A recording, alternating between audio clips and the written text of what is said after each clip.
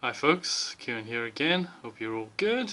This is another reply video to Nicolaus de Silentio. This is my third reply video to him in this series about capitalism versus socialism. Okay, hi Nick. Good to hear from you again. Thanks for your reply. Yeah, I really value this discussion as well. I really appreciate your good-natured response and honest response. Yeah, and thanks for clarifying the pronunciation of your name. It's kind of a little slightly trivial thing, but it's good to clear it up once and for all. So I'll call you Nick, and you pronounce my name beautifully, Kieran. So that's good. Okay, so I've watched your video back a couple of times and scribbled down some notes on my screen here, or typed some notes on my screen. What I haven't done, which I probably should do, is kind of practice what I'm going to say, so probably I'm going to be looking down at my notes quite a lot in a puzzled fashion, wondering what the hell I've written. Anyway, okay, so let me crack on into it. Okay, yeah, what I thought I'd say at the start, which isn't a response really to anything particularly you said in your last video, is for the viewers, by the way, this video is a response to a video of yours which is called Second Entry into Kieran's Log. If anybody's tracking that one down, trying to piece this together, including myself at a later time.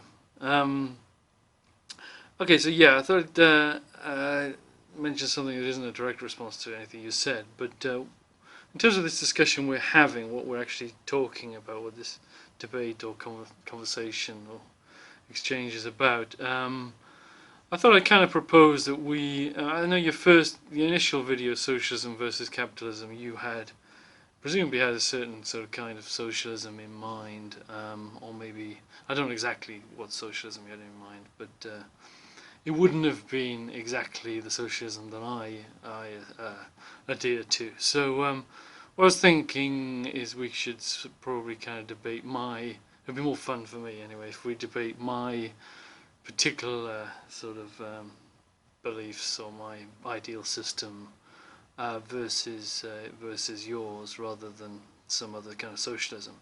If you don't like that idea, I'm up for defending socialism, like going from the dictionary or its history or whatever. I mean, I do think that socialism, according to the dictionary, is better than capitalism, and I'm prepared to argue that.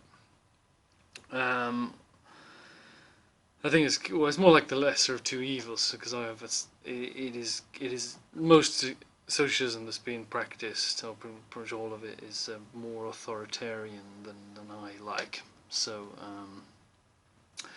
that's where it's more of a lesser of two evils for me, rather than an ideal sort of system. Anyway, we'll see what you think of that. Okay, so yeah, okay. So to clarify what my system is, it's I think I mentioned this in a comment to you, but just to put it on video, I have my own kind of utopian scheme, as we might call it, which is called equal satisfaction. And in a nutshell, it's basically, the idea is that it's a society where it's arranged so that each person has their wants satisfied to an equal degree. So if somebody's wants are being satisfied to a greater degree than the kind of standard level that's been picked for the society, then they will be forced to make changes to their life that makes their life less satisfactory in terms of their wants. So give up something, probably, maybe give up the simplest case, lower their pay rate, like have less material goods, but they could give up other privileges, like having some responsibilities at work or whatever, getting respect, whatever, various different ways to reduce your want satisfaction. Anyway, I'll link below to my. I've got a couple of websites going with this stuff explained in detail. If you want to go into detail, by all means, don't go into detail. If you want to just argue this kind of by my kind of summary. Okay, so I'll try and respond to as much of what you said as I can. Apologies in advance if I don't quite cover everything you said, and by all means bring it up with me if I've kind of apparently ignored something. I'm not trying, hopefully not trying to dodge anything here. But inevitably I probably will miss some things that you said. Okay, so you're talking about this guns business, talking about, I think I took slight issue with you over this phrasing of the government putting guns to someone's head.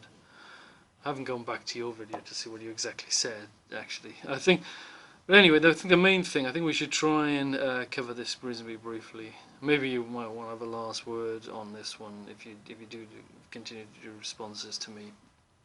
But I don't think we have a terrible, huge difference on this. I think that a state could, pardon me, collect taxes without putting guns to people's heads, without using guns against people specifically, unless they are threatened with guns themselves. I'm not claiming that that's what the state actually does at the moment. I'm just saying that I can imagine a state having a tax policy like that. I think the most violent thing they'd have to do is break down someone's door and take their stuff. I guess I can imagine that may be a necessary thing. I guess if somebody has accumulated a lot of money without paying their taxes or something. But even then, you could just let someone get away with what they've got away with so far and just tax them at a higher rate from then on.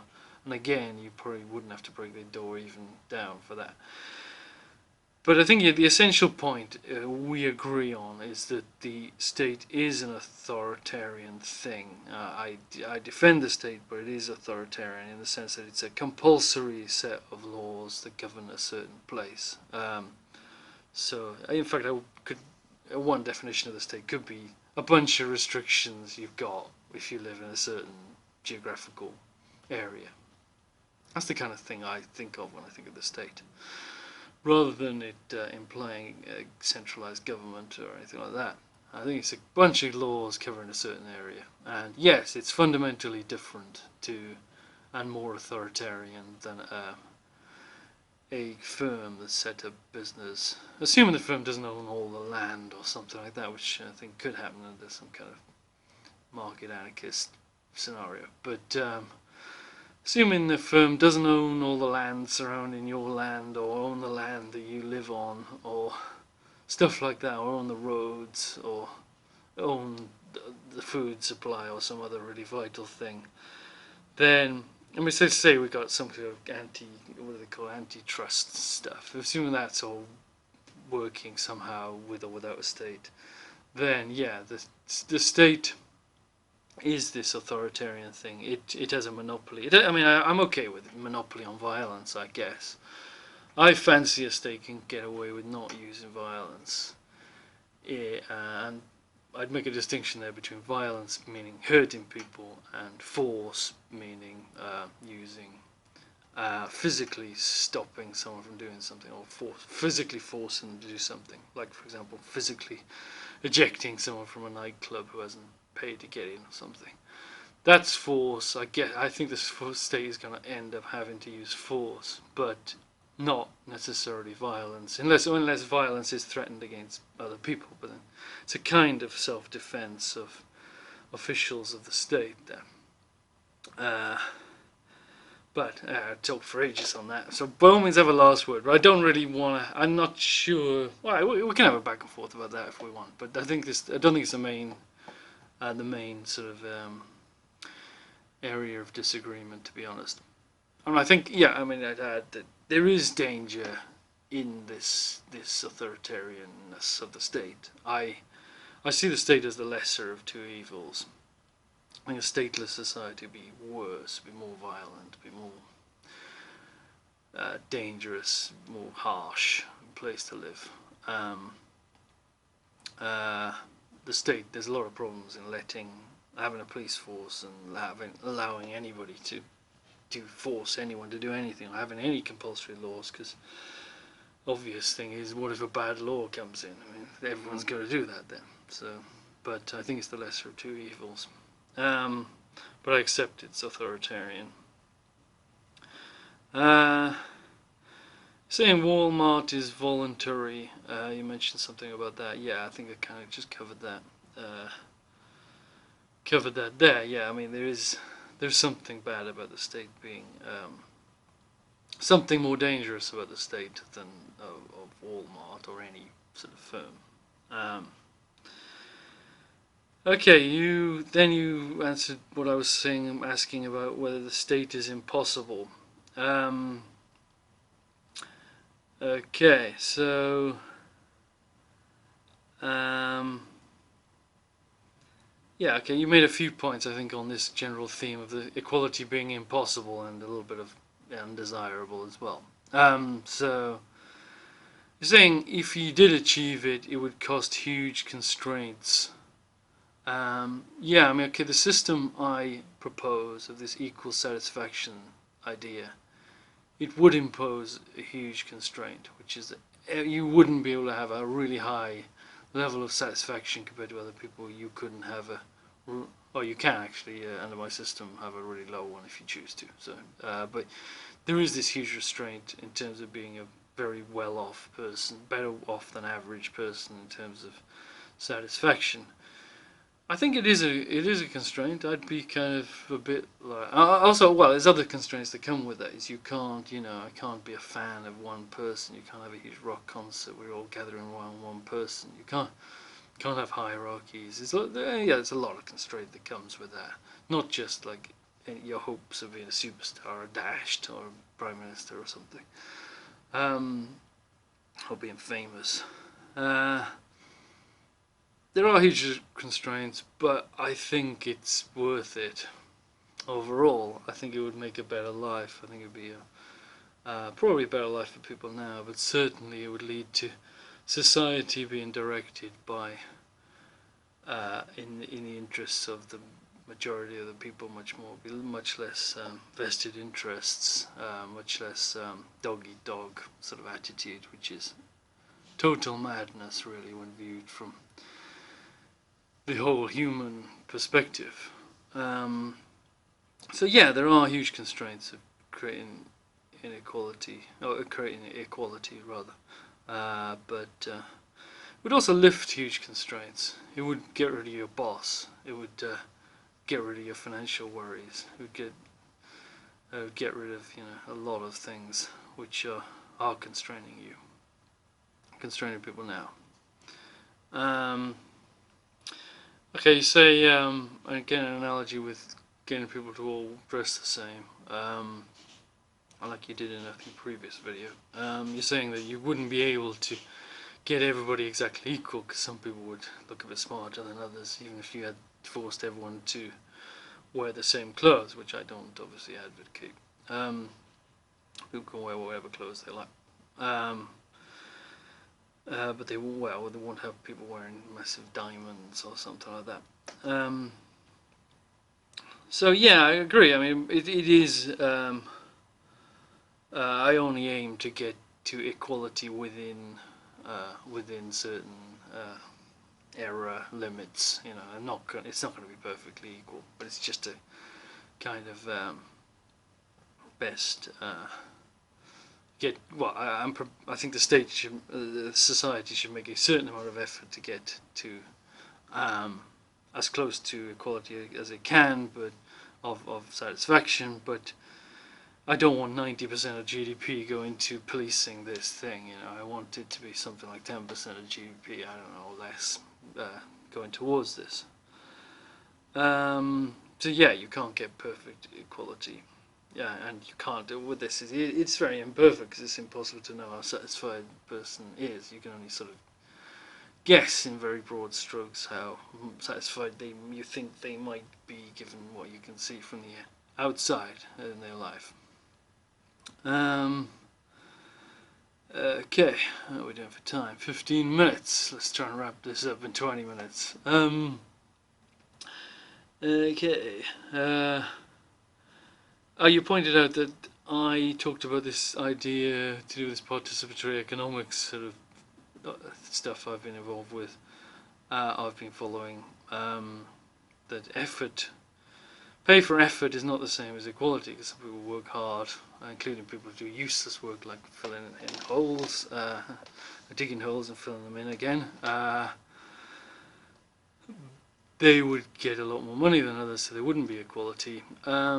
Okay, that's true. That was a very good point. I kind of went off the point when I was talking in my video, and you were absolutely right. I think I kind of, in the back of my mind, I was thinking, hang on, I'm going off the point a bit here. In my video, and you've totally pointed that out. Yeah, basically, it isn't equality of pay for sure. In this sort of my system of equal satisfaction, you will tend to have pay for effort, but it would result in equality of satisfaction for each person. It would not result in equality of pay or equality of material wealth.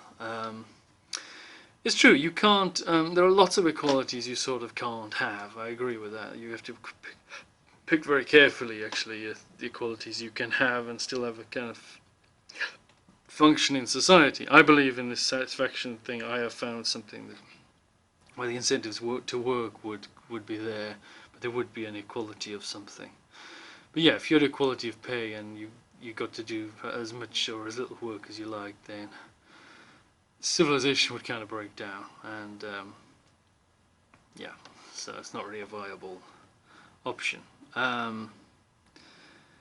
Okay, you're saying well, again, it's impossible to get equality of saying I forget which one you say, but you mentioned Pareto's law, which is, I don't grasp it entirely, but something to do with 20% of the people doing 80% of the productivity, or 20% of the it's to do with the distribution of, it's a general kind of idea to do with the distribution of things within things. I'm sounding like I really know what I'm talking about here. So you might have like 20% of the trees have got 80% of the eggs, not eggs, seeds or something. I don't know. Yeah, I mean, I don't know. I guess I'm optimistic that that isn't true in this case where I'm proposing this equality of satisfaction. I don't know if it's a law. If we really try to stop it being 80-20 and make it 50-50 or whatever I'm saying, with total equality of satisfaction,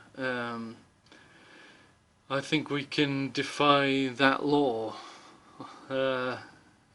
Hopefully it's not like defying gravity or something, which we can, of course, defy to some extent with things like bridges and planes. Yeah, I guess I'm thinking that we can give it a go at least. You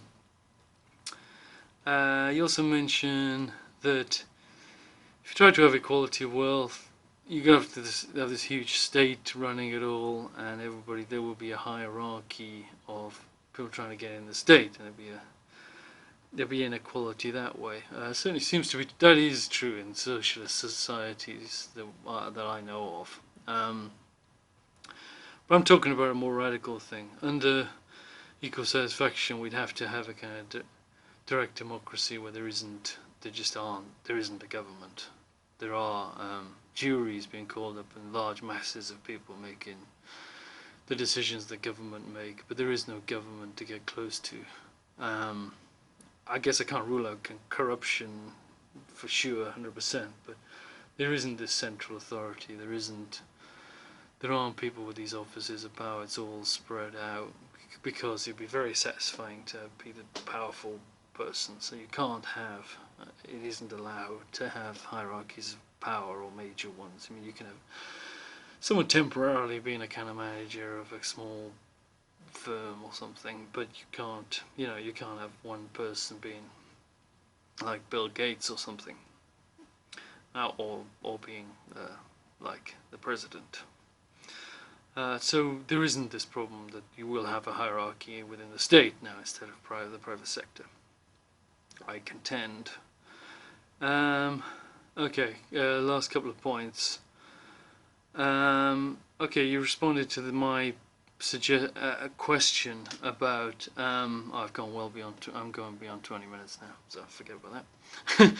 30 minutes. Here we come.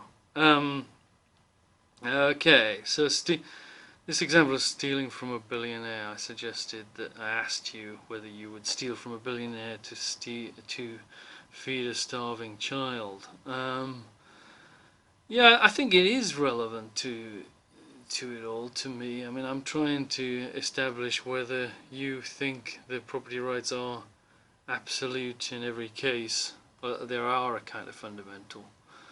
And you actually said something that seems to suggest that you don't think that anything is fundamental.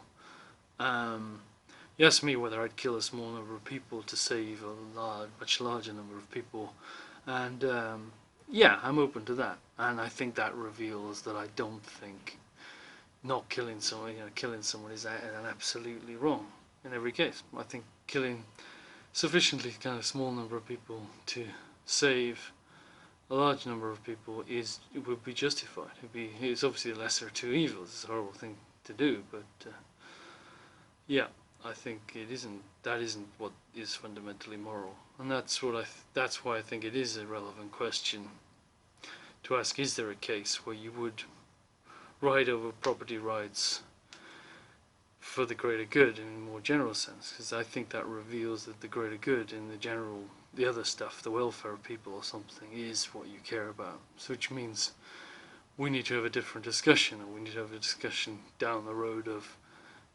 more kind of a practical discussion about how things are in the world and what we need to do to get this welfare for life for people in general better.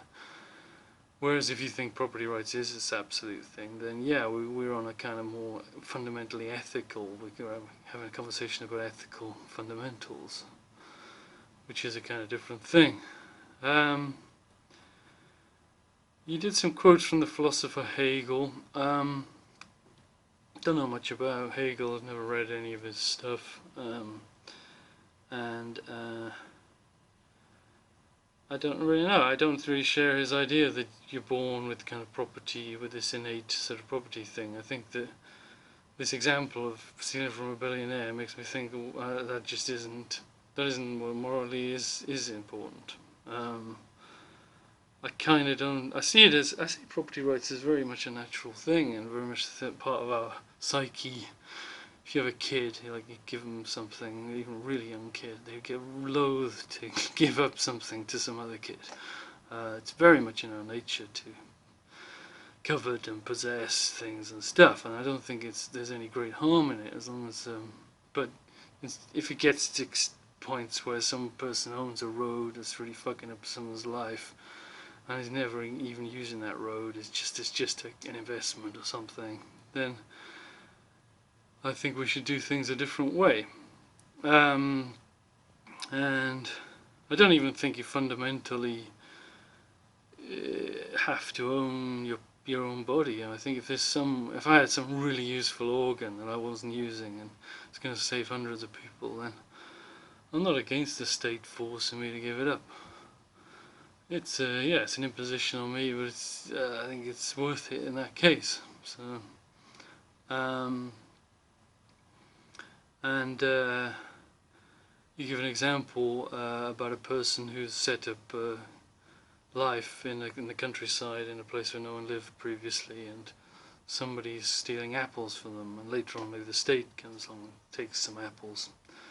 And you're saying that they're kind of, you're equating the two. What the state does is the same as what the thief does, but for me it is morally irrelevant what the thief does, or the state, what the person who takes the apples actually does with the apples. If they're feeding people who are going to starve otherwise, then I think that justifies the theft, whereas if they're just enriching themselves, then that doesn't justify the theft. So I kind of see it a different way. I think yeah, you're not the only one who sees it your way, and I'm not the only one who sees it my way. But yeah, there's a kind of difference here. Anyway, so I think I've probably talked long enough. Don't feel you have to respond to all of that or anything, or do whatever you feel is right. Anyway, my baby's crying here. Okay, all the best. Nick, thank you so much for this discussion. It's been really interesting so far. I hope you do respond, but it's obviously completely up to you if you want to, how or if you want to respond. So all the best. Talk to you soon, guys.